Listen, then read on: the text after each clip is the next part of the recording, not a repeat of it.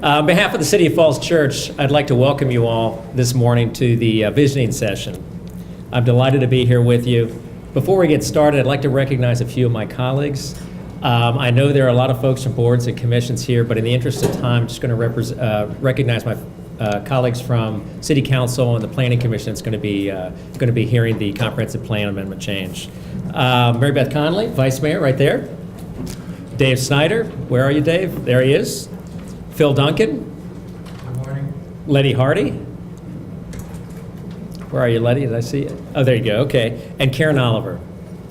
So, and then from the Planning Commission, Melissa Teets. There she is. This is an important event for the city. Falls Church is a special place that we all love. However, time does not stand still, and neither should we. Articulating a vision for the future is a critical first step. We have two main goals for this morning. First, to learn together. We've got an A-team list of speakers today who are known throughout the region, and we are delighted to hear what you have to say about the marketplace, demographics, placemaking, and development trends in general. Secondly, and more importantly, we want to hear from you about the things you value most about the city and the things you'd like to improve over time. The ideas that come out of this session will be incorporated into the comprehensive plan change. The focus of today's discussion is in four main areas: community character, commercial development, transportation, and financial stability. My colleague, Vice Mayor Connolly, will provide an outline for our morning in just a moment. Before I turn it over to her, I'd like to summarize a few things I'd like to learn today. The city's commercial corridors, where most of the change is occurring right now. We're working hard to grow our commercial tax base. At the same time, these areas, we want to make these areas more vibrant, walkable, and more attractive. I think you'll hear in a few minutes these two things go hand in hand. We want your input on what kind of new development you want, what new businesses you want, what kind of amenities you want, what kind of building form, streetscape, and setbacks are appropriate for our city. What do you like and what you don't like, and what's missing from our city. The best way to get desired development is to let developers know exactly what we want. Otherwise, we're just reacting haphazardly to redevelopment proposals. More recently, we've been able to do this. Instead of yoga studios and dry cleaners, our newest developments have had significant ground floor uses that were missing from the city. The new Harris Teeter grocery store that's about to open next month, I think, provides a needed new life and activity for our downtown. The Mason Row project will have a movie theater. Kensington, that's going to open up, I guess, another 6 months or so, will have some great art space for our community. Mason Row was originally proposed to be anchored by a Walgreens drugstore.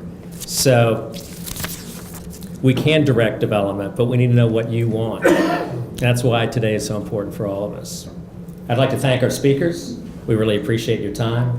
Our staff in putting this together. Vice Mayor Connolly, who's done a lot of organization with this. The Falls Church and Reverend Omer there for hosting this event. I think it's appropriate that this event be held here today. This church has so much history. It's really a foundation for our city, and it's appropriate we plan our future here. So, and lastly, I'd like to thank you all for taking the time out this morning to share your vision and your dreams for our great city. Thank you very much. All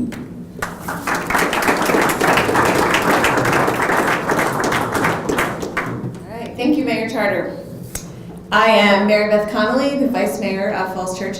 It is wonderful to see so many of you. I can even see you there. So many familiar faces and so many new faces. So we're really looking forward to what's going to come out of this meeting and out of this ongoing visioning session. Today's session is just a kickoff for a longer effort to update the vision chapter of the city's comprehensive plan. I brought a comprehensive plan so you can see it. See how big that is? We're not doing all of that today, but we're starting. The comprehensive plan provides an overarching guide for developing the city, including public investments in transportation, parks, and public facilities. It guides private investment in the city to accommodate population growth and increasing commercial activity. So through this session and the larger visioning effort, We hope that lots of city residents, our planning commission, council, and other boards and commissions, and our city staff, who put a lot of work in today, will work together to develop an updated vision of the city through the year 2040. So today's session has multiple components. First, we're going to hear from some regional experts on planning and development. Then you're going to participate in small groups discussing on our 4 topic areas, which are community character, commercial redevelopment, transportation, and financial stability. And each participant's going to have a chance to participate in each of those conversations. And then we're going to review the principles of the vision statement from this comprehensive plan. Don't worry, it's just like a page. And then we're going to provide feedback through a visual preference survey where you get to put dots on things that appeal to you the most. So on your table are sheets of colored paper, and you can start using them now or use them throughout. They're for a drawing exercise. And you can think about your thoughts about the past, present, and future of the city. So one of those sheets says, what is your first memory of Falls Church? And I think when you finish, what color? Is it blue, Cindy? This is the blue one. The blue one is, what is your first memory of Falls Church? So you can draw, you can write. It's kind of fun to do a drawing and see if people can guess what your first memory was. Then the second one says, what do you like about changes that have happened in Falls Church? And what color is that one? That's the pink one. And then the next one says, what are some negative aspects to the changes that you see in Falls Church? So when you do those, then you can hang them up on these banners over on butcher paper. So we have a list and other people can see what you all think. And Mayor, if I could just note, the last one got changed, Vice Mayor, to what you desire in the future. So the column one says what you want in the future. So you don't get to say what you don't like, sorry. What do you guys want? All right, so now I'm going to introduce our speakers. Each one's going to speak for about 10 or 15 minutes, and because of time limitations, we're not going to take any questions from the floor. However, you can talk to them during the break, and then they'll be wandering around as we do our individual sessions.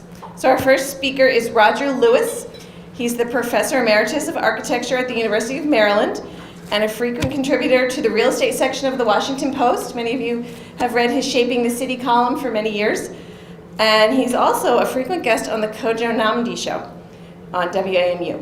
So Professor Lewis is going to talk to us about placemaking. Thank you for inviting me. And I assume I just say next and you'll move to the next one. We're going to go right into this. 15 minutes to do a 45-minute presentation that's going to be a sprint, so bear with me. A lot of these are cartoons. I hope you can see this and read them. I'm not going to read everything you see. Let's move right on into what is placemaking. My topic is to talk about placemaking. And you can read this. Successful placemaking entails a number of things. Notice that it's not always done through design, as it says at the end of this. Sometimes it just happens organically. It happens naturally. I think that take a look also at the last line of the list above. Finally, implementing, activating, and sustaining such places. We're going to talk about design, and at the end of this, I'm going to talk about implementation. Very important aspect of this. Can everybody read this? If you can't, good. I think let's go on to the next slide. One of the things that I always preface this kind of discussion with is a condemnation of conventional zoning. Most zoning, as this points out, has never been an adequate or an effective tool for actually for making places, for making good places, for let's say designing in the third and for that matter more dimensions than three-dimensionally. And I think that one of the things that having looked at the numerous master plans that have been prepared, there's no question that I think you all are doing the right thing, which is to start with visions, planning visions, and recognizing that zoning alone won't do the job. So keep that in mind. Zoning per se mainly constrains and doesn't necessarily prescribe or, in fact, advocate character, create character. Next. Take a look at the image on the left. This is an illustration, a cartoon from a piece I wrote in the 80s about Tyson's Corner. But what it shows, if you could see the old rules, the zoning I'm talking about, you see a whole bunch of single-use zones, the apartment zone, the light industrial zone. There are a few you don't have here, like the strike zone and the twilight zone. This next slide, let's go to the next one. What that's produced is what you see, the image on the left, which could certainly, it's generic, it's no particular place, but it could be parts of the City of Falls Church. It could be places anywhere in America, in almost any suburban or urbanized and suburban environment anywhere across the nation. What do you see? You see some roads crossing, two roads crossing, and a lot of buildings and parking lots deployed in no particularly orderly fashion, rather randomly. So this again is not unique to Virginia or Maryland, or for that matter, my home state of Texas. The only thing different, I grew up in Houston, Texas. The only difference between here and there is they laid the city out mostly in a grid pattern, which has some virtues. And on the right, form-based codes, this is suggesting that placemaking is in part filling in or adding streets, making more streets and blocks, which is what they're doing in Tyson's, to actually create a sense of place. And that includes, and I'm talking about the public realm here, that includes not just plazas or civic spaces or parks, but also streetscapes. Next slide. This speaks for itself. Some of you may recognize this. This is a place in Falls, I left off the S, excuse me. I should have written, my bad. Place in Falls Church, but not yet a place. Very important point. Next slide. I took a great tour with Jim Snyder Friday. We spent about 3 hours going all over the city. And of course, one of the things that one of the points I'm making here about placemaking is that there are a lot of generic places, a lot of places you can be that look the same as other places you've been. And it seems to me one of the things you're trying to do is figure out what is it about the City of Falls Church that is unique and that might in fact differentiate it from northern New Jersey, or for that matter, places all over the United States. Next slide. And if someone has trouble reading these, please stop me and I'll read them to you. This is just an image. This was a very popular cartoon I drew, again, about 25 years ago, about, I was actually writing about Rockville Pike, but it shows, in part, what you have, if you look at the lower part of it, where he's saying, I hate my job. Part of it, I'm suggesting, is the feeling we have when we drive along a street that looks like this, overhead utility poles and wires, lots of signs thrown up rather helter-skelter, as opposed to the upper image. I think this is part of what you have going potentially here in this city. You've got great tree cover. This is a wonderful city of trees, and just doing what you see in that upper slide makes a big difference in how we feel about the place we live. Next slide. I show you this is another place where the streetscape is somewhat problematic. You all recognize this. However, I think the design of that overhead structure is quite good. I don't know if any of you had anything to do with it, but I stopped and I said to Jim Sutter, gee, that's a really well-designed piece of infrastructure. And that's part of placemaking is just good design, good architectural and infrastructure design. Next. We're getting a little theoretical. Years ago, a theoretician, Leon Creer, wrote some things about what we're talking about today, which is that what matters most when we're doing urban design, when we're trying to make plans for a place like Falls Church, is to recognize that it's the public realm, in this case streets, that are a very important part of creating an imagery that you remember, that's unique. And this is just a series of diagrams he made showing how to think about that you can think about the street as a space and in effect, something that you have to design. It isn't just the leftover between what you put on one block and what you put on another block. Next. And so here, this is a more recent cartoon about what goes into making successful streets. Occasionally I did cartoons in color. Regrettably, the Washington Post doesn't have the space or the money for these anymore, so I'm no longer drawing the cartoons. This is just a parenthetical about the Washington Post. We can talk about that later. Next. And it gets down to the details. I mean, this was about something that D.C. has recently done. Some of you may know that in Washington, D.C., I live in D.C., they've just changed their zoning to allow corner stores in high-density neighborhoods.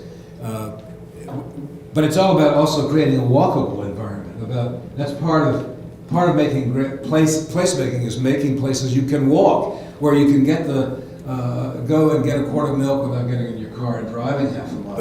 I was at a transportation conference years ago at Charlottesville, where there was a guy from Massachusetts who talked about the half gallon or the quart of milk test, and his observation was that the real test of whether you've successfully made a place a walkable environment is whether you. Oh, thank you. I don't want to block people's views. I keep forgetting they're recording this. Is whether you can walk to buy simply a quart of milk as opposed to drive. Next slide. The women will appreciate this. Walkability is really a very important part of what we're talking about. And that this cartoon is just emphasizing how important it is to make walkable environments. It's amazing to me, by the way, in Europe, I've spent a lot of time in Europe and Russia, places, cities where everybody's walking, and it's unbelievable to me the number of young women who will walk around on stones wearing 6-inch heels. Next slide. So let's look at this. Effective urban placemaking is at once three-dimensional and multi-dimensional, and we start with distinct, memorable places. Urban places have visible form, not necessarily regular geometry, framed, defined by surrounding buildings.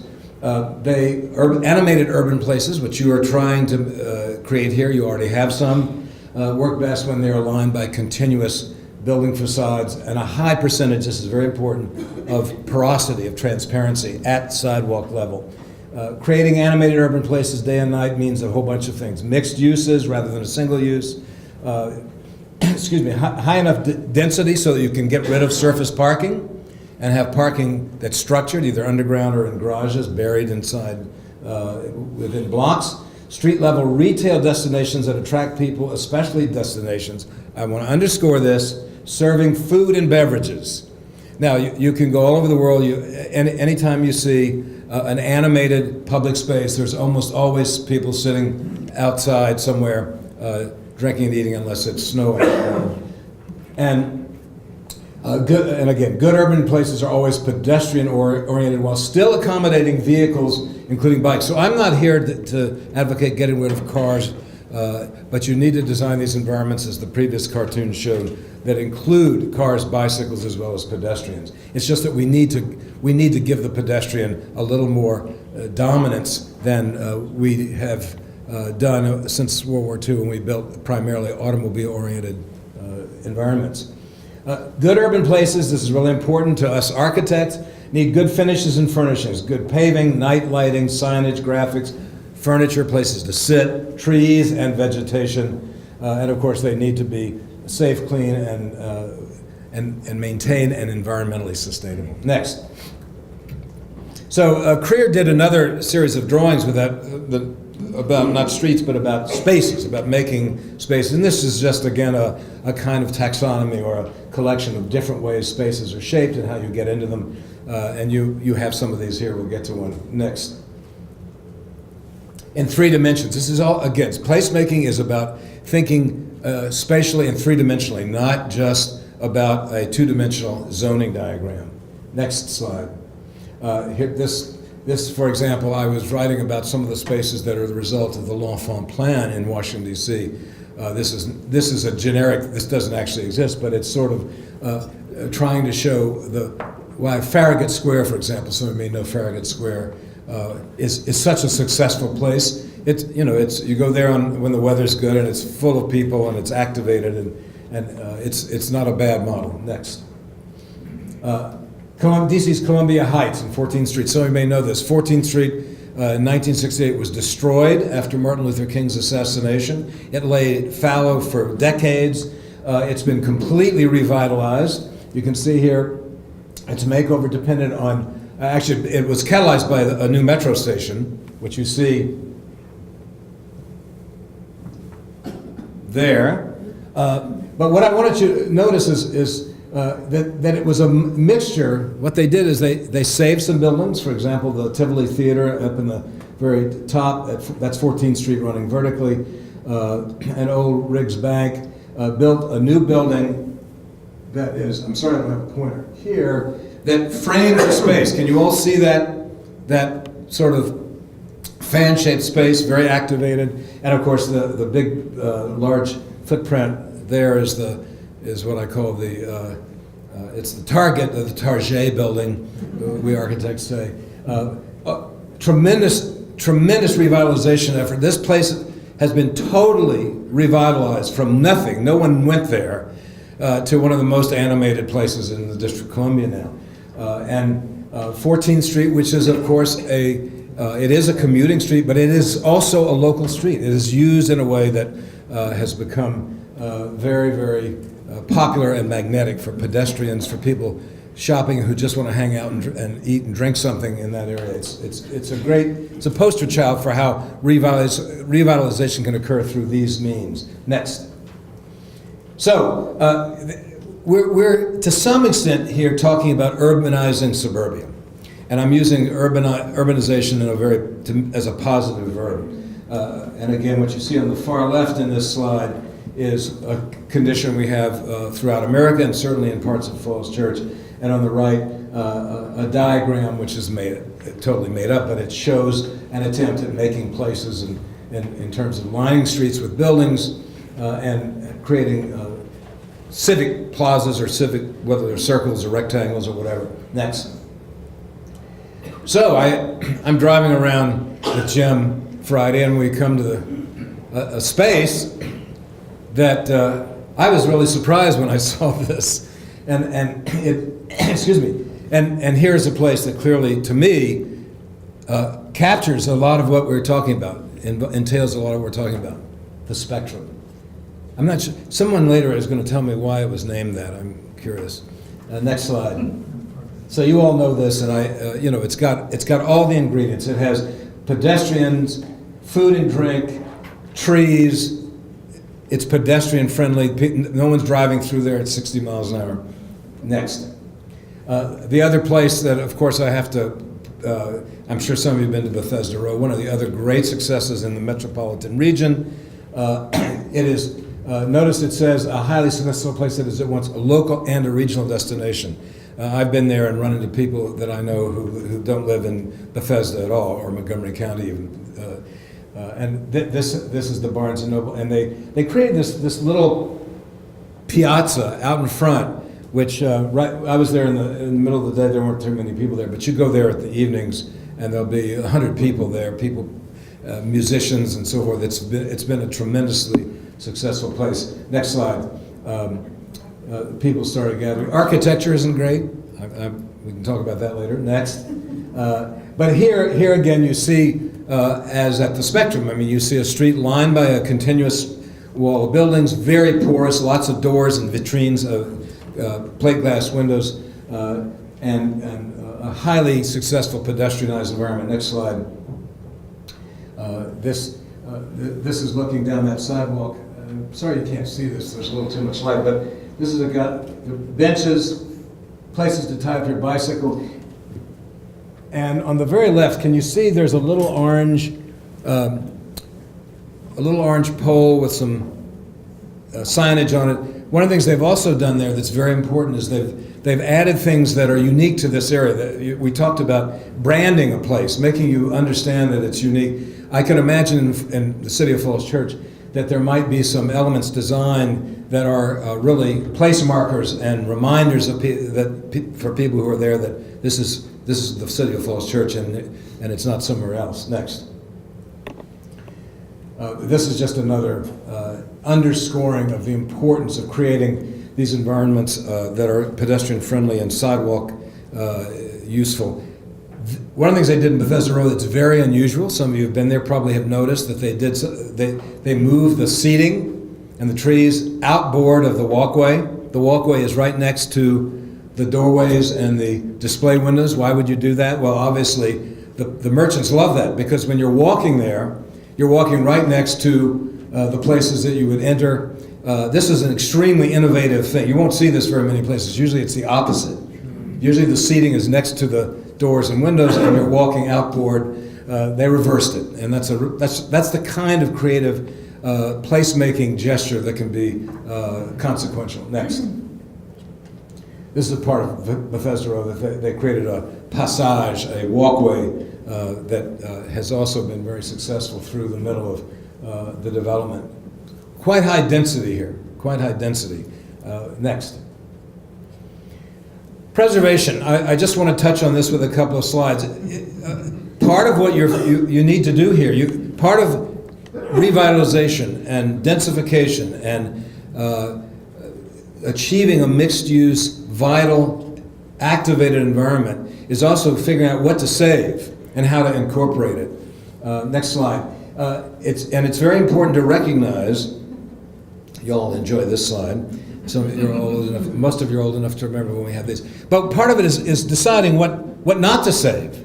You know, there are also, just because something is old, it's been around a long time, doesn't necessarily make it preservation worthy. So that it involves value judgments. Ultimately, preservation, deciding what to save and what to landmark, is a value judgment. It's not something you quantitatively arrive at. Next slide. Finally, and maybe this is as important as anything else I've said, placemaking plans mean little unless they are realized. And many plans, ask any planner, Jim Snyder will tell you that a great percentage of jurisdictional planning, master plans, end up sitting on shelves, bookshelves, gathering dust. They never get implemented.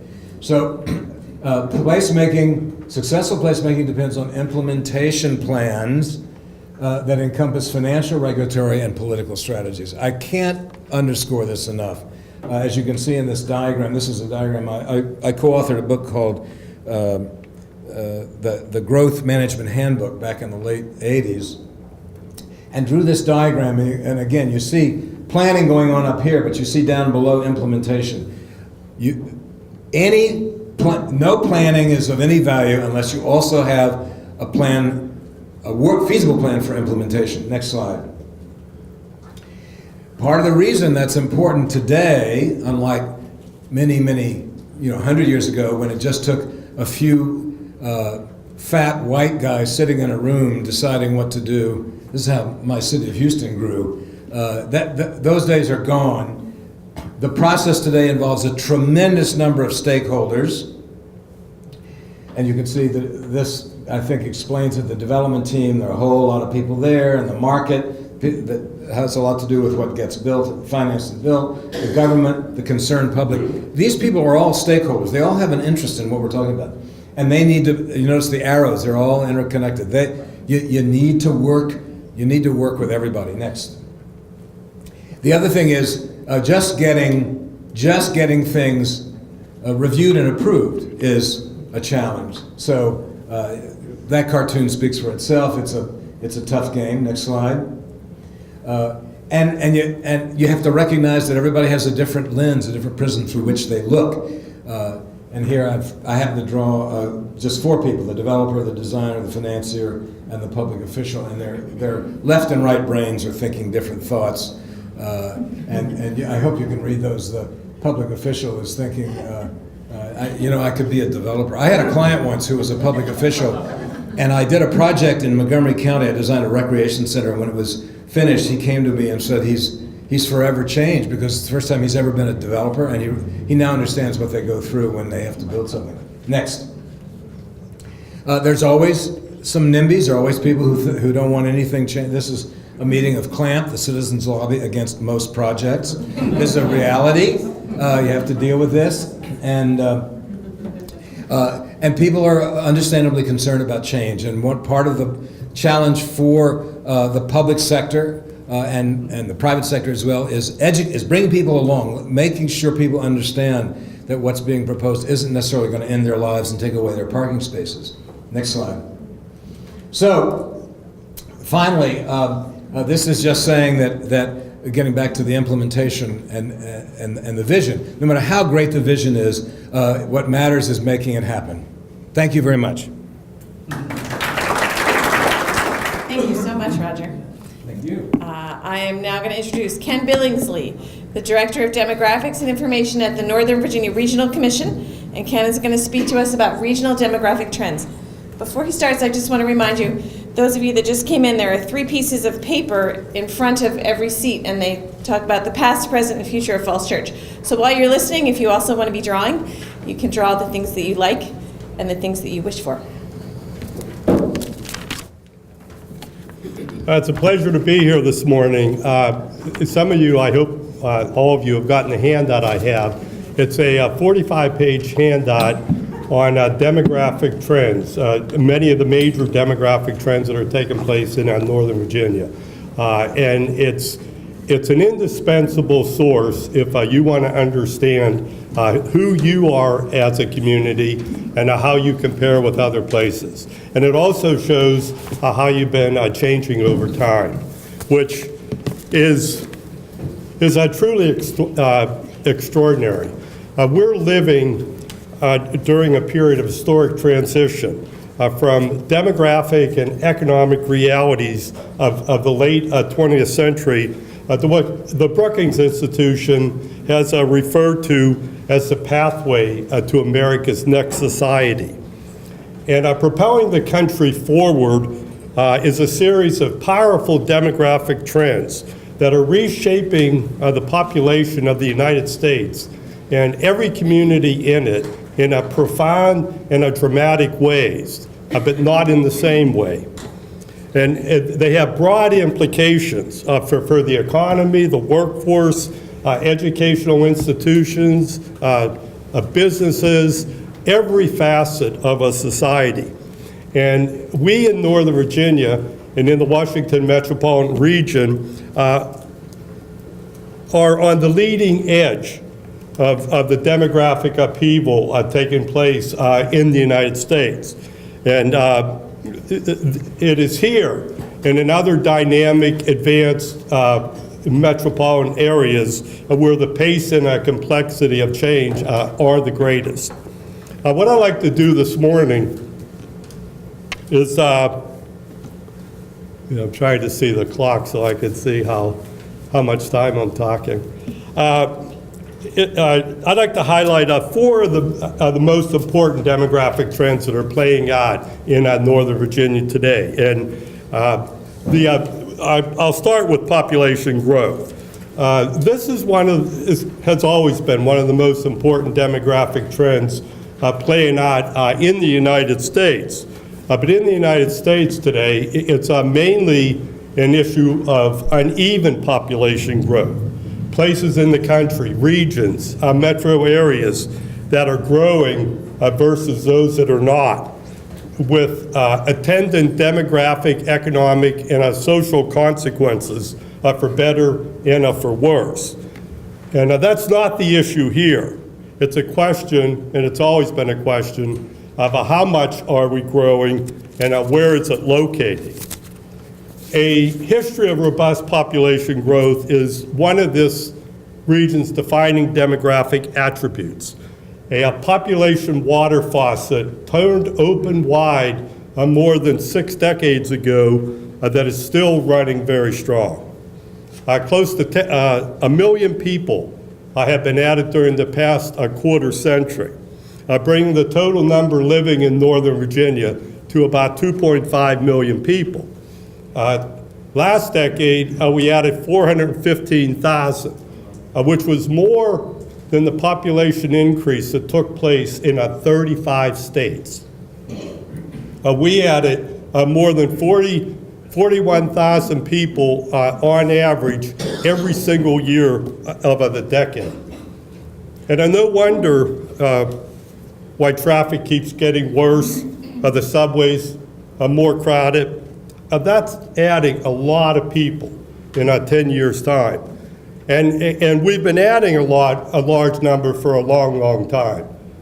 And we're still adding them. At mid-decade, 5 years out from the last census, And despite statewide projections, which we disagreed with, that said the population growth would be slowing in Northern Virginia, we've added from about 206 to 217,000 more people in Northern Virginia during the first 5 years of the decade. It depends on either the census estimates or the state of Virginia. That's also more than the population increases of about 35 states during that period of time. And Falls Church, despite the fact that you're a small community, only about 2 square miles, and I would assume mainly built out, the city has grown by about 3,800 over the past 15 years, a numerical increase that was last seen in the cities during the 1950s and 1960s, when post-war suburbanization in Northern Virginia commenced. Only Loudoun County in Northern Virginia had a higher population growth rate last decade than the city of Falls Church. I think theirs was about 19%, and yours was 15%. Now, if population growth remains a demographic constant in Northern Virginia, what apparently has not is where the growth is now located. There's a new dynamic operative in the marketplace, an intensification of urbanization, commercial development and redevelopment in inner core jurisdictions and around metro stops, and an accompanying slowdown in household formation and population growth along the outer and exurban fringe. The numbers speak for themselves, and you can see that on page 5 of the handout. For example, the District of Columbia, which is the most dramatic example, after losing population decade for decade over 50 years, the amount of population increase it has experienced this decade is actually leading the metro area. They have more than any other single jurisdiction in the metro area, and that includes Fairfax, Montgomery County, Loudoun County, and so forth. And later in the fall, when the Metropolitan Washington Council of Governments forecasts for the future are released, they will project DC adding somewhere in the vicinity of 300,000 more people over the next 25 years, which I think will represent about 15% of the growth that'll come into the metro area. Some of that will probably siphon off some growth that in the past had gone into Northern Virginia. So population growth is always a big story in this region's demographic narrative. Another very big story is our changing racial and ethnic profile. No demographic event, it can be argued, looms larger in the modern history of Northern Virginia than the massive wave of immigration that has transformed the nation's capital in Northern Virginia into a global metropolis.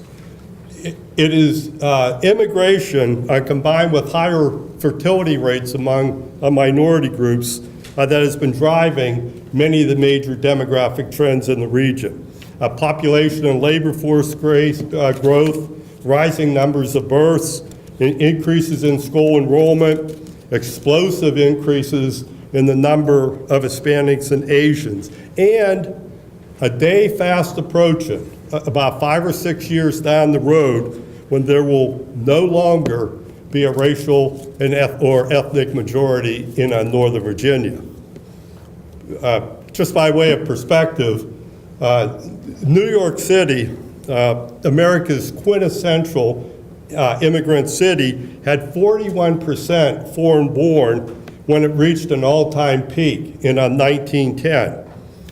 Immigrants now make up about 27%, a quarter of Northern Virginia's population. It's not of the same magnitude, obviously, as New York City at the turn of the century, but for a post-World War II suburban region, it's an extraordinary transformation in history. More than 1 million immigrants have arrived in the Washington metropolitan area, and more than 600,000 in Northern Virginia since 1965, when changes in federal legislation opened the floodgates, making the DC metro area a leading U.S. destination for the massive wave of newcomers that have been entering the country legally and illegally over the past 5 decades. And growth has been particularly strong among Hispanic and Asian population who together account for approximately 6% or account for 60% of the net population growth in Northern Virginia over this time period. Today, 40% of the region's youth live in a home in which one or both parents are foreign born. In a third of Northern Virginia, Virginian homes, English is not the primary language spoken. And close to a third of the resident labor force is foreign born, which is not factoring in the second generation, those born in the United States of immigrant parents. If you factor them into the equation, probably 40% of our workforce is directly tied to immigration. And unlike literally every other place in the world, with the exception of New York City, this region attracts immigrants from every corner of the world. It's mind-boggling, the speed and magnitude of changes that have been taking place in 20 years' time. And if you look at some of the charts on the handout, you'll see that. Take a look at public school enrollment charts on page 16, for example, on how fast Tomorrowland became today. And then on page 17, how a demographic inversion, tsunami-like, almost overnight, changed the racial and ethnic makeup of some localities, especially along the outer ring. In Prince William County, for example, which is the third most populous locality in the state of Virginia, it's about to become the second largest. It'll soon be surpassing Virginia Beach. Public school enrollment there has gone from 70% white to 70% non-white over the past 20 years. And the county itself has gone from 80% white in 1990 to 55% non-white today. So they have crossed the majority-minority threshold, along with some others, Manassas and Manassas Park. And like every Northern Virginia jurisdiction, Falls Church has experienced significant increases in the racial and ethnic makeup of its population and its school enrollment, but not anywhere at the same pace or level as neighboring Northern Virginia jurisdictions. About 28% of your population, based on 2014 estimates, is what the Census Bureau classifies as a minority. And this is 20 percentage points below the regional average and 10 percentage points below that of the United States. You have the smallest percentage of African Americans residents, of Hispanic residents, and of foreign-born residents of all the Northern Virginia jurisdictions, which I think it can be assumed can largely be attributed to the comparatively higher cost of living in Falls Church. A third major trend, a demographic trend, reshaping the population of the United States and of Northern Virginia in profound and dramatic ways, is the concurrent impacts coming from two disproportionately large large generations. First is aging of the population. The demographic tsunami formed during the fertile birth years of the 50s and 60s that is finally coming ashore. Baby boomers leaving the workforce and are transitioning into retirement years and then later old age. And another trend, the concurrent one, is the entry of millennials onto the national stage, into the workforce, housing market, and other societal arenas. Already larger in number than the baby boomers, this generation is extraordinarily diverse, racially and ethnically. They are a product primarily of historic levels of immigration occurring during the latter years of the 20th century.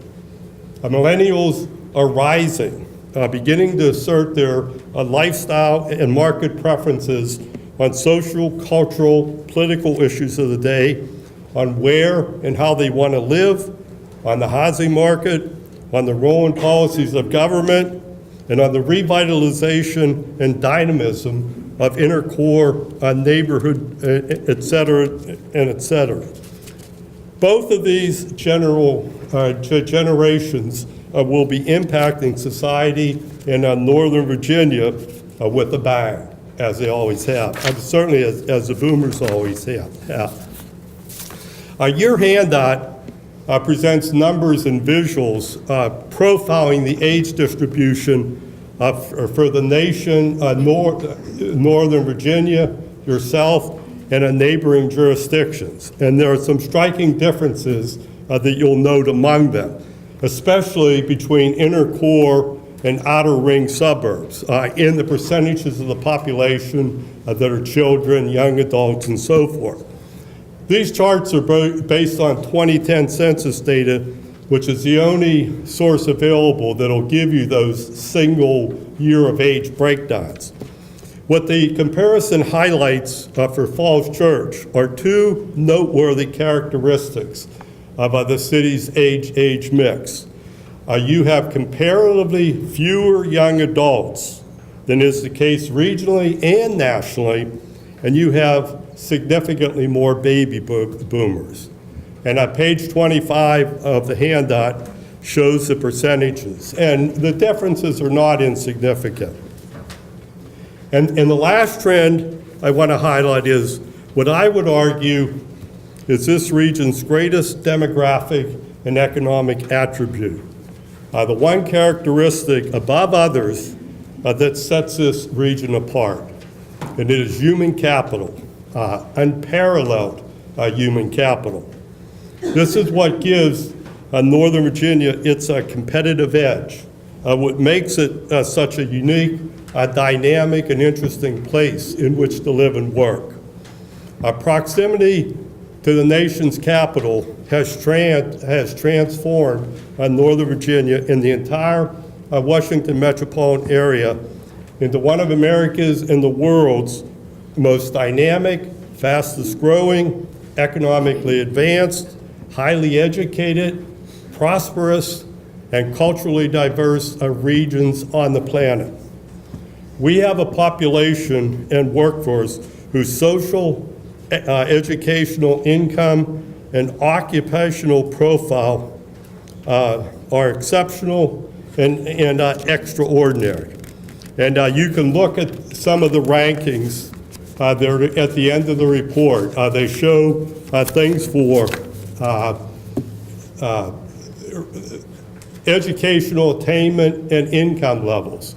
Falls Church, as I'm sure you've heard many times before, you don't just rank at the top, or among the top. You are at the top on a whole slew of them. I'd have to look at them to see again, but I know the percentage of the company with their, all the 3,141 counties and cities, you have the highest percentage with bachelor's degree, the highest percentage with advanced degrees, you have the highest median family income, you have the largest percentage of households with income over $150,000.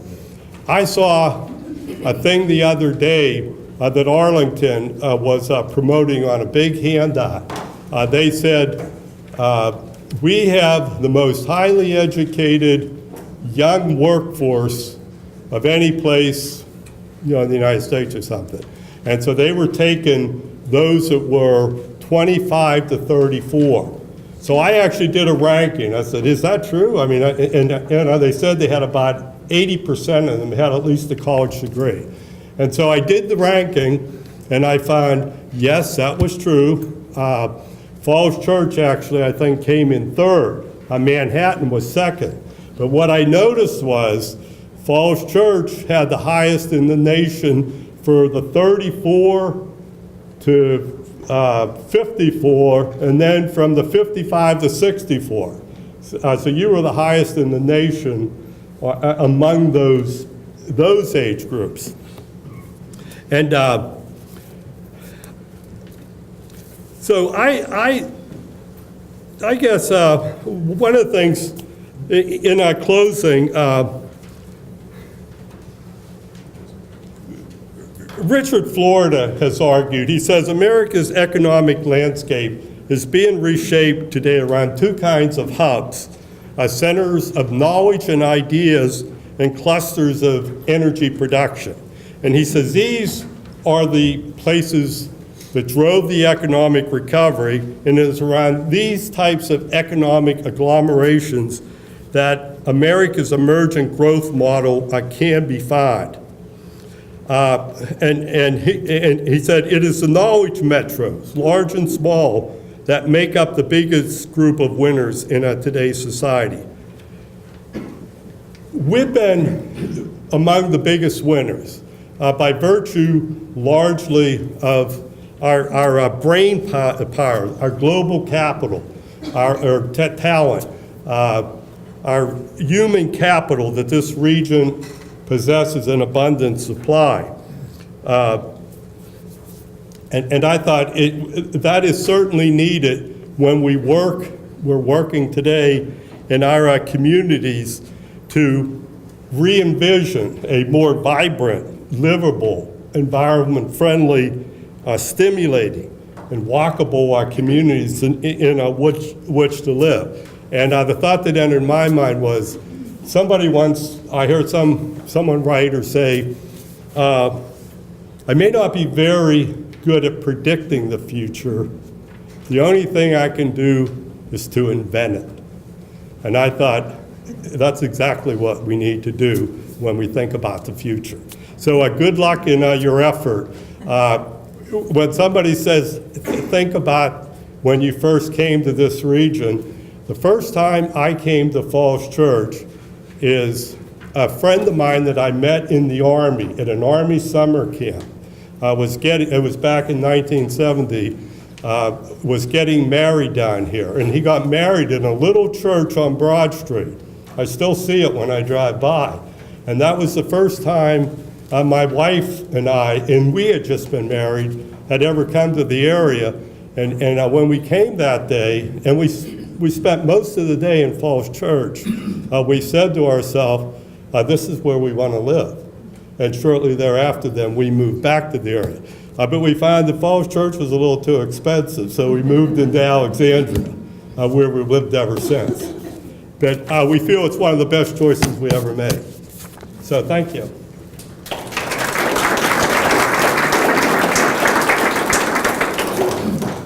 Thanks. All right, thank you, Ken. Now I'm going to introduce Ingrid Racine. Ingrid is the city's marketing specialist. She works in our economic development office. And she is going to introduce somebody else, but she also has another announcement. Thank you, Mary Beth. Eric Pelton is founder of local city business Eric M. Peltons and Associates, a firm providing trademark and copyright intellectual property expertise to small businesses. In addition to being an accomplished attorney, Eric is the vice chairman of the city's Economic Development Authority. Utilizing both roles, Mr. Pelton was kind enough to alert the city's Economic Development Office of the National Trademark Expo. I'm very proud to announce the city has been selected to exhibit our Little City brand at this event, October 21st and 22nd this year. But today, Eric will be presenting on economic development in our city. Please welcome Eric Pelton. I'm going to speak somewhat briefly about where we are today in Falls Church in economic development in terms of where we've been over the last 10 years or so and where we're at now and what the future may hold, so that hopefully that can be a part of the discussions as the rest of the morning moves forward.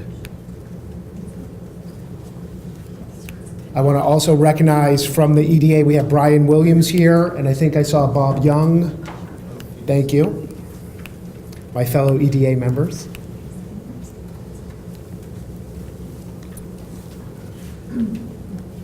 Okay, great. So here we have a map. This information is, a lot of this information is familiar to all of you. As you know, we are a small area, just 2.2 square miles, and about 15% of it is commercial. The main commercial districts are highlighted in yellow. At the bottom there is the Eden Center area, and at the top by West Falls Church is the George Mason High School and the Haycock Road area. And in the middle, of course, we have the Route 7 corridor and the Route 29 or Washington Street corridor. The existing commercial buildings typically have a 0.5 floor area ratio, while newer projects, and we're going to show you some of the more recent projects, typically have a 2.5 FAR. This slide right here, I think, is really critical in comparing Falls Church City to what's going on around us, just outside of our borders. And the key column is the third column, the percentage of commercial. And you see, compared to Alexandria, Arlington, Fairfax City, the percentage of our overall tax base that is commercial is significantly lower, at just 21%. Fairfax County is comparable, but of course Fairfax County is much larger. It doesn't have the economy of scale issues that we have, and they still have a very, very, very large commercial sector with Tyson's Corner and other areas. Here we see the number of office buildings that were built in the city over the decades, going back all the way to the 1920s. And you can see in just the last 10 or 15 years, since the 1990s, we only have about 6 new commercial office buildings. And we have a large stock of commercial office buildings that were built in the mid-20th century, 50s, 60s, 70s, and 80s. So we have a very significant number of aging office buildings, and they're not Class A because of their age, which is a category of the nicest, newest office buildings when commercial developers and brokers are ranking the quality of the office space.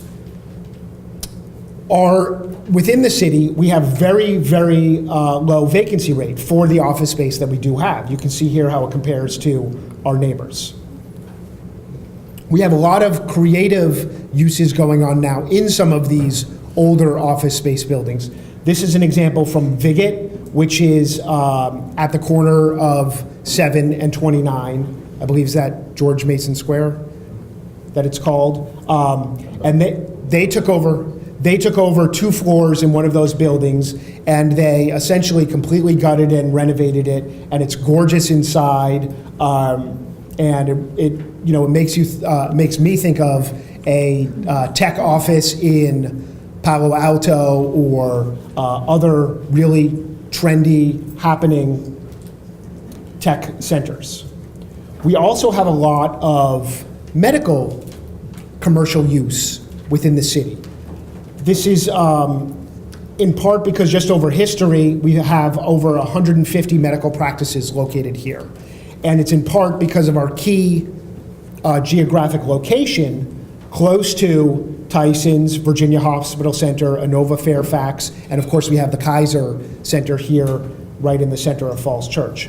A recent project that was undertaken in the last few years is the Pulmonary and Medical Associates bought 2 buildings.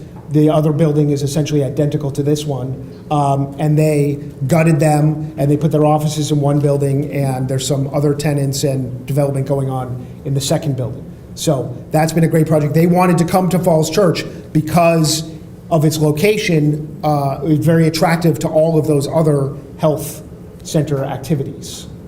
We, of course, have some of that vibrant retail trends that were talked about earlier this morning in terms of placemaking with outside uses, street side uses. Here's some examples of some of the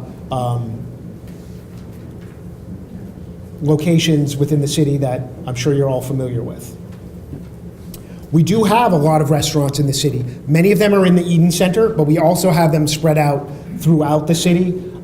This shows, I think, I don't know if the points are just restaurants or if they're all types of retail spaces. But you can see, regardless, you can see how they're spread out. It goes back to that first slide with the yellow spaces, primarily along Route 7 and along Washington Street, other than towards the east end of the city by the Eden Center. Our vacancy rate for retail is very, very low. Fairfax and Arlington is also quite low, but we're even lower than they are. So retail in Falls Church, when we've had it, has filled up quite nicely. The public plaza on Broad Street, you may have heard some about over the last few months. The EDA has budgeted money from its control to finance the design and development of a plaza that is in the space downtown, right on Route 7, in between Hot and Juicy Crawfish, I think it's called, and Dogwood Tavern there. There actually is a little park there that is controlled by the city right now. It's primarily a pile of mulch and some old trees.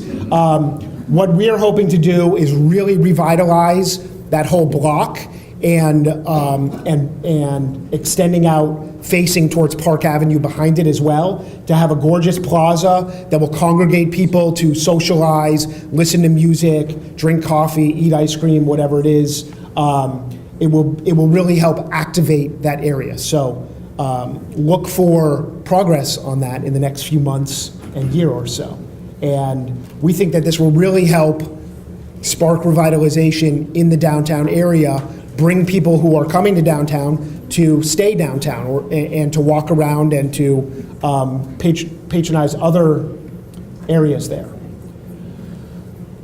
This slide shows many of the projects that have been completed over the last few years and the ones currently under construction and the ones that have been approved and proposed. So you can see all the way from a new market down at the Eden Center to Pearson Square, Tax Analyst Building, to the approved Mason Row, to Kensington, and all of the other projects. So this is what the economic development engine in Falls Church looks like today and over the last 10 years.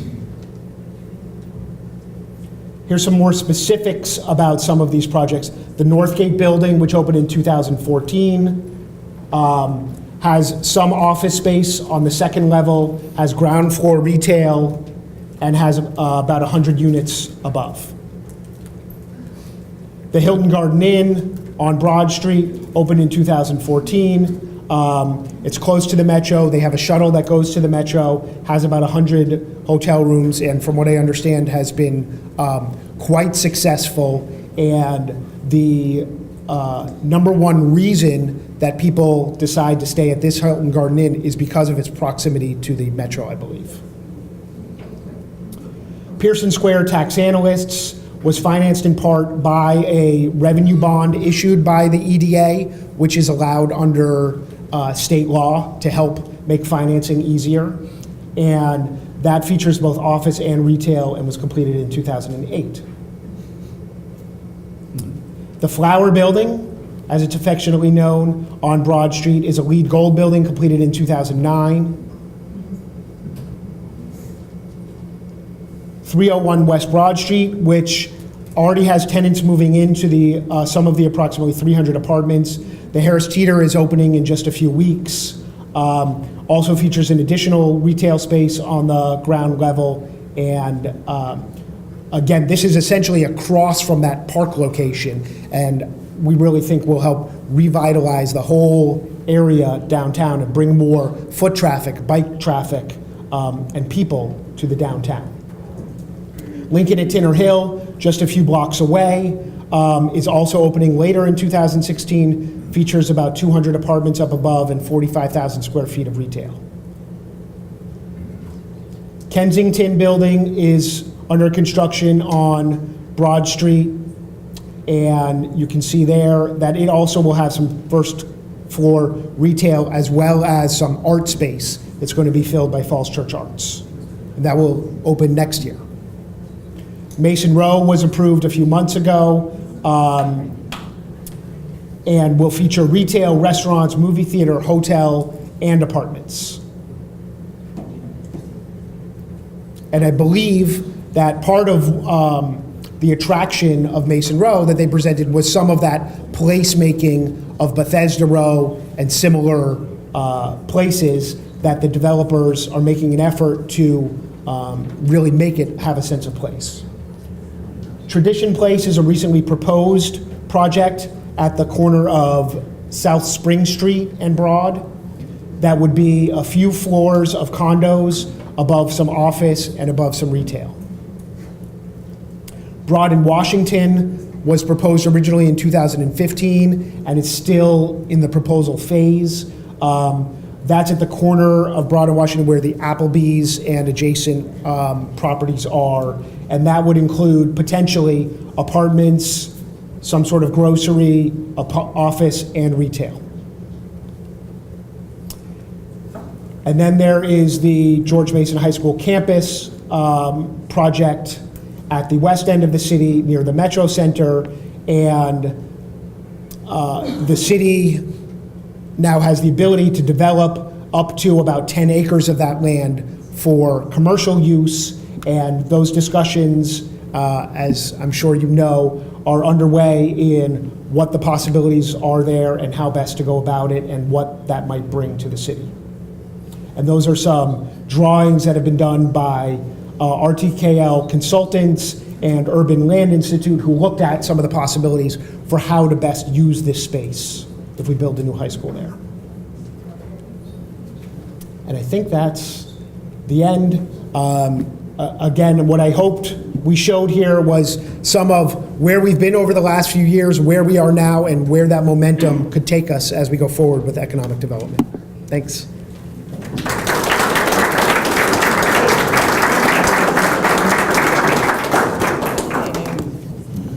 Thank you, Eric. All right, our next and last speaker for this portion is Bob Wolf. Whoops. And Bob is the director of George Mason University's Center for Real Estate Entrepreneurship, and he is going to talk to us about the realities of real estate development in today's market. So now they have some ideas of what you might want. Bob's going to be able to tell us what we might be able to get. I'm going to be quicker than normal because I'm at the end and you're ready to move on. But let me just say that I'm here to provide a dose of reality. I've been in real estate development in the private sector for over 30 years in this market. The last 3 years I've spent in academia, but that's really not what I've done for a living. So I'm aware of the realities of real estate development, and I think that unless you're aware of the realities, your vision is nothing more than a hallucination. Because if you can't implement your vision, it's meaningless. It's just a meaningless exercise, and we're all wasting our time here. I don't think we want to do that. We're all very busy. So I want to back up a little bit, rather than talking about real estate development specifically, and talk about development in Northern Virginia amid a softening regional economy. And this is a trend that is not your friend. And it's going to affect the whole region. It has been affecting the region for 5 years. It's going to continue to affect the region. And you are part of that region. I know that you think you're special. And in many ways you are. And you've been told demographically that you have some very special traits. And you've done some very nice things in terms of real estate development because of those special traits. Developers want to come here and develop your land because you have people with high incomes, high education, and you shop a lot and you spend a lot, and your kids do the same thing. And so this is a good place for many reasons to develop. But it's not that special. You're not unique. And so you're competing in a very large region with at least 20 other sub-markets that are just like you. And I could name them all, but you know them. So you have some advantages, and you're using them, but they're not enough to get you across a finish line. There's a lot of work to do. And you're going to do it in a regional economy that is getting harder and harder to excel in. Now, you might even say, well, why should we do real estate development at all? We've got some nice projects. They're built. We've got some in the pipeline that are even better. We're happy. We're good. And that's somewhat true. But I will tell you that there are very few economic systems in the world that live in a steady state environment. So you're either growing or you're declining. And if you're not growing, you're declining. And you just you can't stay in the middle for very long. So you got a great start, you got to keep thinking about how to do it better.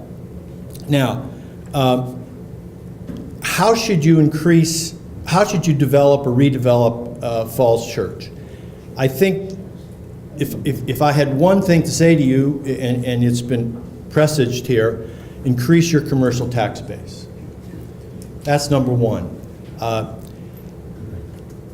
You've seen that and you know this, you pay your property tax bill, it goes up a lot. It's now, I don't know if it's the highest in the region, but it's close to being the highest in the region.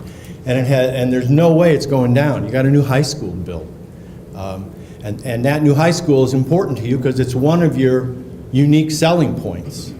People move here for that high school. If that high school deteriorates, you lose one of your unique selling points. So you've got high property taxes, you've got a future that looks like they're only going to get higher. How do you stop that? Because if it keeps going up, it's going to reduce your quality of life. People will stop moving here. You'll be left with aging boomers and no millennials. That is not a good environment to be in. That's the wrong demographics. I think we probably all agree. And now these types of events don't attract young people in general, but as I look out here, I see a lot of boomers and no millennials except the staff back there. Yeah, I see a few. Thanks for coming.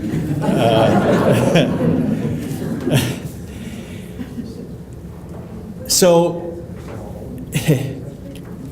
what do you got to do? Well, you've got to prepare your city for development. You can't just sit back and wait for it. And you've done actually a good job. Your planning department has laid out in nice graphics the sites that you have here that have the greatest potential. You're trying, although not always successfully, to zone them and plan them to attract the best developers. That's hard to do. But I would say to you, as you think about zoning and planning for real estate development in the future, think one thing that you will probably disagree with me on. Density is your friend. Density, keep saying it. Density is your friend, not your enemy. I am not going, when I say density, I'm not saying go down into your wonderful single-family detached neighborhoods and tear down houses and build 30-story buildings. I'm not saying that. It's intelligent density. Stack up people and businesses around mass transit. You've got 2 metro stations, technically 1, but you've got 2 that really are in your neighborhood. That's where you want to put the density as close to those metro stations as possible, and having 2 of them gives you a huge advantage in the marketplace. Embrace density, put it intelligently where it'll do the most good and where developers want to develop anyway, and by the way, where millennials want to live. And what is density? If you're not allowing people to develop their land at a 3.0 FAR, That's not dense. 1.0 isn't dense. 2.0 is barely dense. It's got to be 3, and in certain places where there's really good access to Metro, it should be 4 or 5 FAR.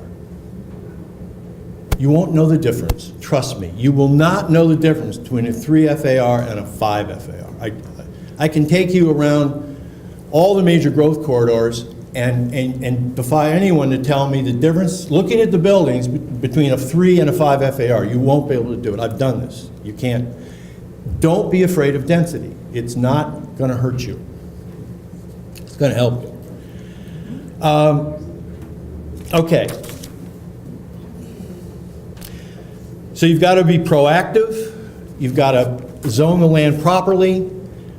You've got to want density and embrace density. Having said all that, there's some headwinds for you all going forward, and that's the regional economy. Everything changed in 2010. For 40 years, 30 years, 1980 to that's 30 years. 1980 to 2010 was a golden era in the National Capital Region. It was an era of unparalleled federal growth, federal government growth. We went from, in 1980, $4 billion of federal spending in this region to, in 2010, $82 billion. The federal government procurement in this, expenditures in this region were often growing at double digits year after year after year. It was an unparalleled situation. And it helped us to create in this region one of the strongest economies in America. We were always either 1, 2, or 3 in job growth and regional development, in terms of gross regional development, that is, the goods and services produced. Every year we were 1, 2, and 3. We were the envy of all the cities because we had this incredible company town where the company was the federal government and they were spending billions every year at a double-digit rate of increase. That ended in 2010. No one foresees it coming back in our lifetimes. Look at where Congress is. Does anyone think they're going to increase the federal budget anytime in our lifetimes? Now, politics change overnight, of course, but there's important things happening there that are structural that make it very difficult. What happened in 2010 was the creation of the Budget Act, which created sequestration. And this Budget Act actually was passed in 2011, but it says for the next 10 years, if Congress doesn't produce a budget, and we went 4 years in a row without doing that, if Congress doesn't produce a budget, the federal government's expenditures will decrease annually by 8 to 10%. When the Congress passed that, they passed it thinking this is the craziest thing in the world. No one would allow the federal budget to decrease by 8 or 10%. So this will force Congress to pass a budget. It didn't. It didn't. For 2 years, it didn't pass a budget, and for 2 years, the federal expenditures went down almost 10%. We lost 40,000 jobs in this region, just out of that. Now, they've passed a budget, a 2-year budget, but what happens is Congress doesn't pass a budget now without realizing that sequestration, which is what this has been called, if they don't pass a budget, people just say, well, we'll just let it cut by 10%. So the budget now has a ceiling of 10%. So the budget is never going to grow while sequestration is there, and it's going to be there for another 6 years. And even after that, it's probably not going to grow. So we're stuck with this steady state of federal expenditures. Now, it's still a lot of money. We peaked at $82 billion. In 2010, we're now at about $70 billion. There isn't a country in America, a country in the world that wouldn't take that income. So we've got this. It's great. But it isn't going to grow. So how are we going to grow? How are you going to grow? You're going to grow by expanding the private sector. Well, how do you do that? That's economic development folks have been trying to figure that out for 100 years. How do you go out and attract companies? How do you grow your homegrown companies? what you do is you find what you're now doing best, what you have advantages in, and you nurture those. You don't really try to go out and attract somebody from Europe to come here and set up a Fortune 500 company. That happens every now and then, but that's not how things grow. So you've got to figure out what you do best and nurture that and play into that strength. In this region, we do 8 things very well inside the private sector. I urge you all to go to your personal Google machine and look up the 2030 group, Washington, D.C. This is a group that is, for the last 5 years, already been looking at this exact problem for the whole region.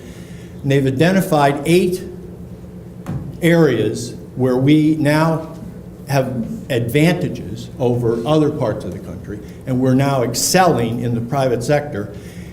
And they've listed those, and I'm not going to list them, but the 2 to me that make sense for your market are cybersecurity and personal health care. You've got Innova, of course, that's trying to invent personal health care. And you've got 2 very large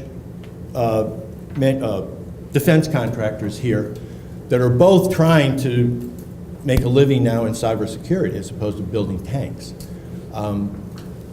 So you've got a running start at this. And I don't know your economy as well as you do, so I urge you to look at the 2030 Group's research papers. There are 2 or 3 that are, one of them written by Dr. Fuller, who you've probably all listened to at some point, that are very detailed and very well thought out that will help guide you in your local thinking. So those are my thoughts.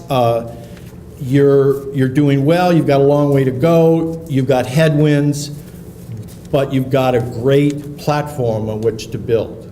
So, thank you.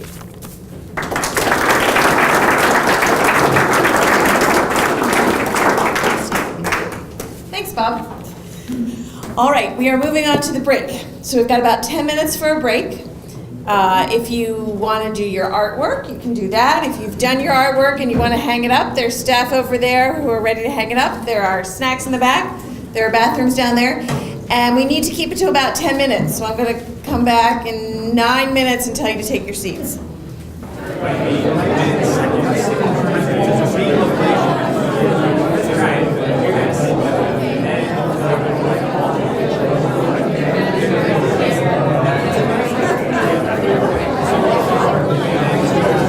I'm going to ask everybody to take your seat. If you were not sitting at a table, please find a space at a table. And if we need to put together an extra table, I think we have an emergency one available. So everyone try to find a place at a table, and then the facilitators are going to come to you.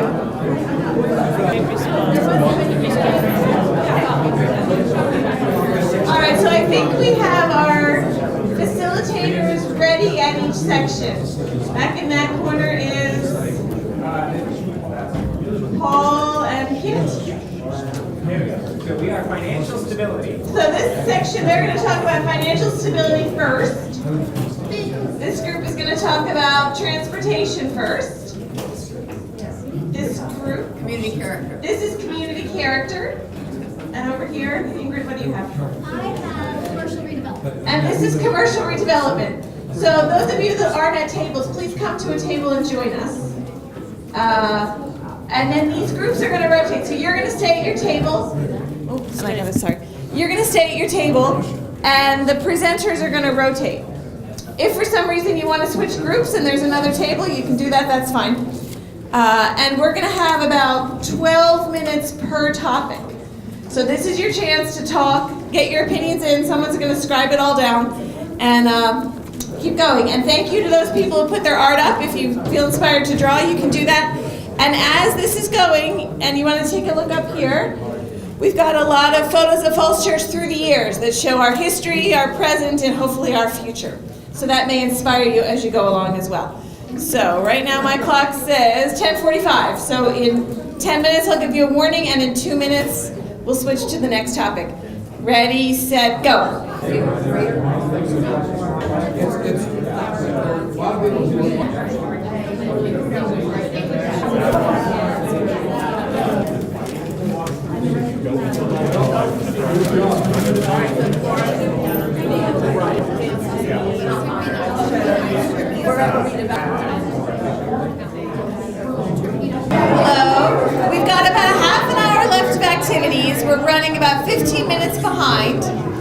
I hope you can stay till 12:15. The next thing we're gonna do is Shelley Mastern is here, and Shelley is gonna take us through the vision statement. Remember this great big comprehensive plan that I showed you earlier? All the stuff that you've been talking about ties into this comprehensive plan. And Shelley's gonna take us through our existing vision statement that's in the comprehensive plan and ask you to rank parts of it. So here you go, Shelley. All right, you can hear the little microphone there. That one? Yeah, for the video. Okay, hello everybody. Hello. So we have two exercises here to wind up the afternoon of the morning. You're going to be receiving 3 blue dots and 3 red dots for your opportunity to vote. Let me explain both of them because we're going to have kind of a free-for-all once you've gotten your dots. First of all, the vision statement that is in your current comprehensive plan that was written in 2005 is essentially 6 paragraphs. It's a vision statement that's 6 paragraphs long. Each paragraph addresses a particular value or principle that you want the city to achieve in the future. And those principles or values are these. One is community character or urban form. You want a small place with historic preservation, with a nice streetscape, that sort of thing. Second one is commercial redevelopment. You want a mixed-use, vital, flourishing commercial district. The third is education. You really want continued excellence in education. The fourth is transportation, and that's focused mostly on multimodality. You want to make sure that your city is pedestrian, bicycle friendly, as well as auto friendly. The fifth one is environment. You very much want to keep your parks, open space, tree canopy, water quality improvement, stream restoration going on. And the final one is diversity in housing. You want to make sure that Falls Church is a diverse community, that all income levels can afford to live here, and that you've got housing provided for everyone. So those are the 6 principles. And what I'm going to ask you to do is, with your red dots, to vote for those principles which are on the left-hand board over there. 1 dot, no more than 1 dot per principle. So don't put all of your 3 on transportation, okay? So you don't have to vote with all 3, but you do have 3 opportunities with the red dots. Okay, that's one exercise. This will help us a lot in understanding what principles and values you think are more important than others. And it will help staff work on and reshape draft vision statements for the next update. The second exercise, voting with the blue dots, we've given you a board up here that shows 8 activity centers in Northern Virginia with the names attached to them. You can just see what they are. There's one in Falls Church, but you've also got Alexandria and so forth. You've got several places that are all clearly identified. With those blue dots, we want you to vote again for what you like the most. Which places appeal to you? Which places do you charm you? Race your engine. Again, 1 dot per place. Up to 3 dots. You don't have to vote with all 3, but 1 dot per place. So obviously everybody cannot be crowding around the boards at one time, but we want all of you to vote. So maybe start over in this area. Please feel free to go up and begin. And once everyone is done, we'll sort of see what we've got. We have our last thing I have. That's 3. Well, yeah, I mean, I'm sure I'm going to try to write up all this. All right, so I think we can see from here that if you look at the blue dots, nobody wants to be the Braddock Road Metro or Tyson's Corner, because we're Falls Church. Looks like there's a lot more who like Old Town Alexandria, Falls Church, Shirlington, Mosaic, and a few for downtown Fairfax City. So that really is a great little picture of what we would like ourselves to be. And then if you look over at the other with the red dots, we're really divided. It's really important to have all 6 of those things in balance, and I think that that's reflected in where we have all put our dots. So now I'm going to, in our last 10 or 15 minutes here, I'm going to hand the microphone over to the facilitators, and everyone's going to give you a 1 or 2 minute description real quick of what they heard from all those 4 groups. And of course, they heard a lot more, and all those remarks will be compiled into something that everybody can see, but here's the quick description. So first is Paul Stoddard to talk about public finance, right? Financial stability. All right, financial stability. Hi, everybody. Thanks for contributing today to all the conversations. They were all really good. A lot of them were similar, and some of them were different. And so what I want to do is report out so that everybody can get the benefit of what everyone had to share today. So a couple things that popped up. Tax rate was a big one. There was a desire to stabilize the tax rate for, there was a desire to stabilize the tax rate for residential as well as small businesses. There was an idea of sort of business districts, as maybe that could be a tool, charge a higher rate in the business districts so that you could maintain a steady rate in other places. There were questions about the reliability of the city's fiscal impact model and the results from it. There was talk about land uses, a desire to increase commercial uses, although there was a counterpoint to that there's a trend of decreasing demand for traditional office and traditional retail spaces. A thought that additional residential spaces would be needed to support those commercial areas. There need to be people to work there and shop there.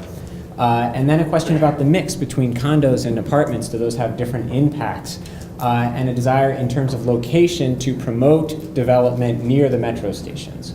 There was also this common theme of efficiency that played out in a couple different ways. So one was in terms of getting more out of the land, so using density to get more fiscal return out of the same area of land. The idea of public facilities, using those more efficiently, getting multiple uses out of them, so they're not just one thing at a time. And then also the idea of transportation efficiency in terms of centralized parking so that you could park once and then walk around. And then 2 more to talk about. One was debt capacity. A question came up about the schools. And if the school were debt financed now, would that limit the capability of the city to debt finance other things in the future? And then a question about demographics. What's a sustainable percentage of households within the city that have children? How can the city attract millennials while also retaining and maintaining the boomer population? And then there was a question about sort of how are people using housing stock within the city? Are some families moving in, maybe without kids, into a smaller apartment, and then as their family size grows, are they moving up? Are they able to move up to larger size places within the city? All right, thank you. Thank you, Paul. Now we have Jeff Sykes, and he's going to give the transportation recap. Good morning. We did the transportation aspect of this, and basically there were 2 questions that were asked of the groups. One is, how can transportation support the city's sense of place? And the second question was, what will it take to move the city's transportation conversation beyond just thinking about moving more cars, instead of moving more people than cars? Anyhow, and this is kind of a synopsis of the 4 groups, the common themes that we came up with. There's a sense of safety for bikes and peds along streets and crosswalks. There needs to be rather a sense of safety. Looking at centralized parking for regional visitors to the city. Wayfinding for local designations was felt to be a common theme that would help create a sense of place. More bus and shuttle options, car sharing, Uber, both public and private. Looking at ways to enhance public transit. Better bike routes, information available on roads, better signage, better wayfinding signage, and so on. More bike racks. Apparently the new green bike racks that you've seen in the city seem to be pretty popular. But the idea is that we need to have more and more common sense locations. And then there's connectivity between blocks for public that are inviting. Carly, what's that mean? Between blocks for the public that the public actually wants to use. It doesn't feel like they're trespassing private developments. Thank you. And then there was also a common theme of wider and safer sidewalks. The thought that we need more of them, we need better sidewalks. There are plenty of locations, particularly in residential areas, that don't have sidewalks at all, and so on. And then also traffic calming measures, especially at locations near schools and so on. So that's what we came up with from transportation. Thank you, Jeff. And now we have, who's next? Shelley? Shelley Mastern. There you go. Okay, well, I'm winging it here. I didn't have time to take notes, but overall, I would say that most people felt that the commercial redevelopment that's occurred over the last few years is pretty good, but they'd like to see more better streetscaping, wider sidewalks, more public access like archways or passageways, so not a sense of privatization along Broad Street and Washington Street. Lots of comment about more trees, as if Falls Church doesn't have enough, but whenever you lose one, put another one in. Trees, trees, trees. Lots of greenery. There was also a lot of conversation about residential teardowns and the new homes that have been built on small lots, either working better to maybe change the code about setbacks or enforce the code better. Lots of reflection that very large houses on small lots isn't necessarily a good thing for the city. So that's pretty much it in a nutshell in terms of community character. Thank you. And last, we have Ingrid Racine, and she's going to talk about commercial. We had some fantastic discussions about commercial. Some of the themes, really, people were focusing more on neighborhoods serving things. Some examples were we don't have any clothing stores, new clothing stores, having some different types of restaurants, so more restaurants, but maybe more family-friendly, gourmet, sit-down, farm-to-table types. Were identified coffee shops that were not Starbucks. So an example was Northside Social, which we are getting one, so we're all real excited about that. Hotels were identified as something that could be a great thing, more hotels for the city. Some pop-up businesses were great. Small condos for professional offices was definitely a common theme throughout. As far as the office space goes, maybe tech companies could be a great fit. Marketing communication as well as medical were identified for our office spaces.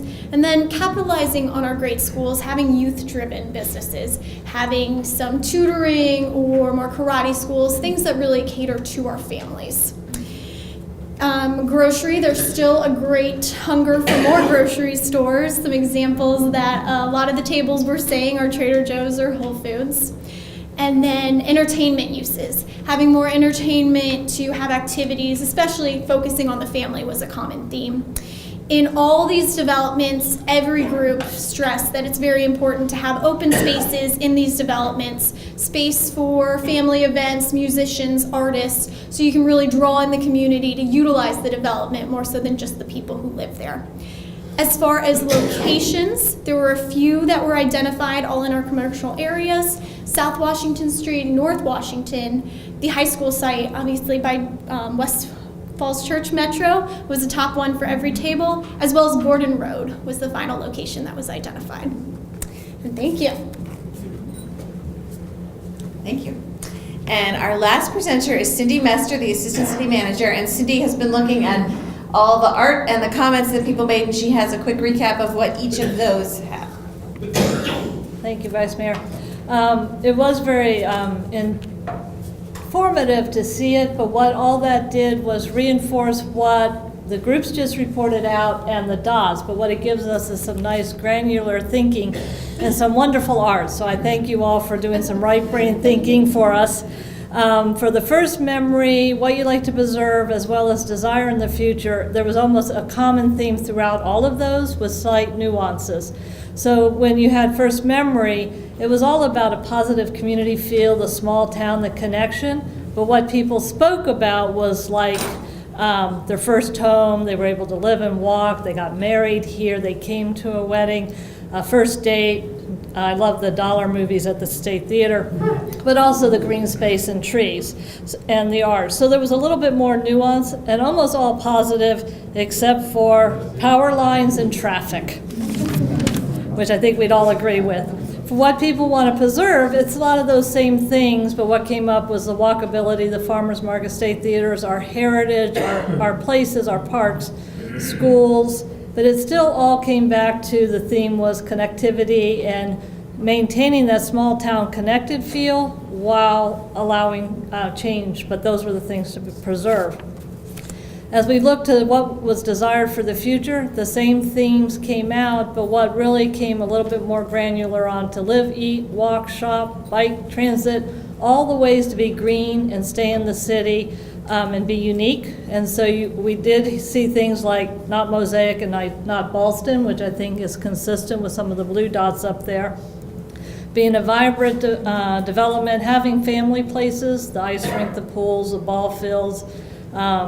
Came down to innovation, diversity, being different. Once again, though, connectivity and community. The big change between all of the three questions to what do we want to see in the future is to have that fiscal financial balance so that we had the more commercial tax base to have less burden on residential. But it was still targeted to balance to keep those other things that you all have been talking about. And I think that wraps it up. We're at 12:10, so that's pretty good. Thank you all so much for your participation today. I hope you learned a lot. I know that our staff and City Council and Planning Commission members have all learned a lot. The next steps are that the video is going to be put on the website. All of the materials that were passed out will also be put together on the website, and there'll be a nice little package called our Community Vision for Falls Church. There will be a survey that goes out to the community, so please encourage your friends and neighbors who weren't here today to take a look at that whole package and encourage a lot of people to respond to the survey. Because this has been a great group of about 100 people that have come in and out, but because our population is 13,500, there's still 13,400 people that we'd love to hear from. Even 5,000 of them would be great. If you do have other opinions you want to share, there are city council members here, staff members here. You're welcome to email questions or ideas, concerns, and I think that wraps it up. All right. Have a good Saturday.